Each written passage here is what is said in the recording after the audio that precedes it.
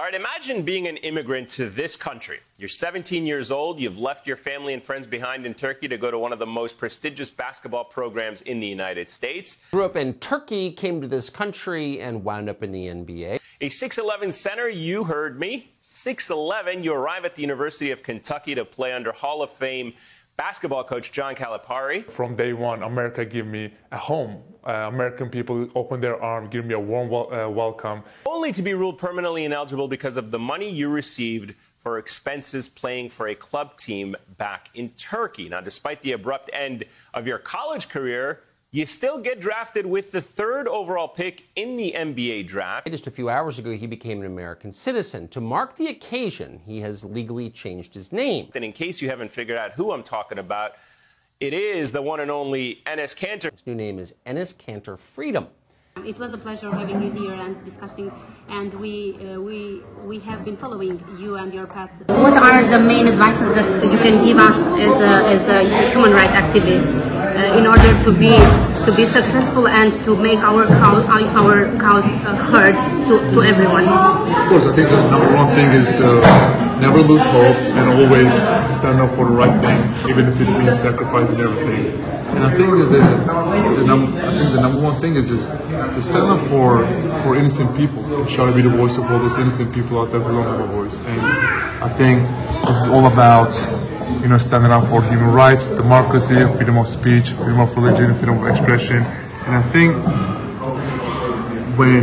if we can make people understand, if they can have some empathy and sympathy, if we can tell them about not just, okay, there is a human rights violation happening in Turkey. No, if we can tell them about the stories one by one and tell them about their struggle, I think that is the key.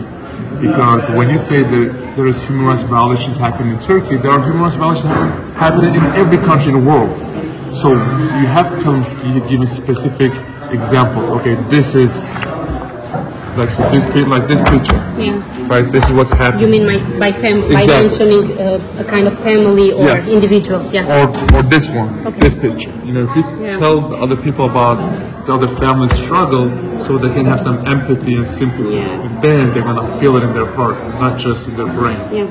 Well, yeah. What we had the experience to live it is that the most powerful of our, let's say, campaigns was the picture exhibition, because there is the language of art that can speak many words. Another question for you would be, where do you find your motivation for being such ahead to this? I think that the people around me, especially the young generation, gives me so much hope and motivation, because if we want to have a better and brighter future, we have to educate our young generation.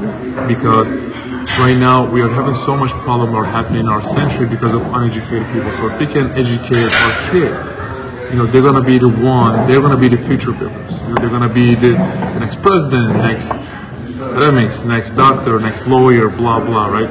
So if we can educate our youth, we're gonna have a better and brighter future. And the one thing we can never forget is we need to work so hard for them, so when they become our age, they won't face the same problems we are facing right now. Okay. We have to educate them about pretty much every cause, not only just one specific topic. Okay.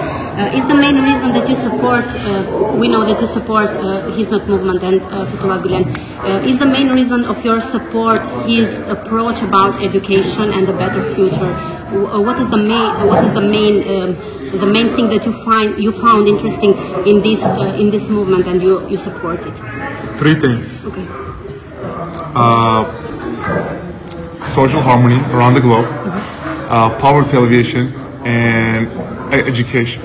Because he believes we have so many problems that are happening around the world because of uneducated people. Instead of, the one thing, he's going around the world, not him obviously, but his movement going around the world and building dialogue centers, education centers, or universities, dormitories, high schools, so we can have a better and brighter future. And it doesn't matter you're Muslim or you're Christian or you're Jewish or you believe in God, you don't believe in God. You can go to those schools and learn about math and science. That's one.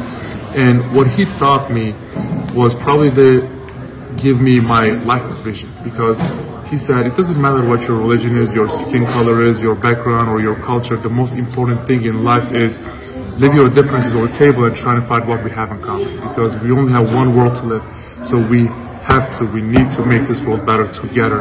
And that's the key word that he always uses, together.